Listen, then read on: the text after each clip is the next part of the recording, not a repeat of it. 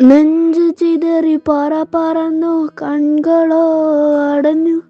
കയ്യോ തണുപ്പ് കാലോ തരിപ്പ് നെഞ്ചോ തടഞ്ഞ് മണ്ണിലിറങ്ങി റുഹോ പിടഞ്ഞ് കുത്തിത്തിരിപ്പിനോട് വിട പറഞ്ഞു. പിന്നിൽ നിന്ന് ചറപറ അടി നടന്നപ്പോ പറ. When you wanna make it in life, could you make it all in one side?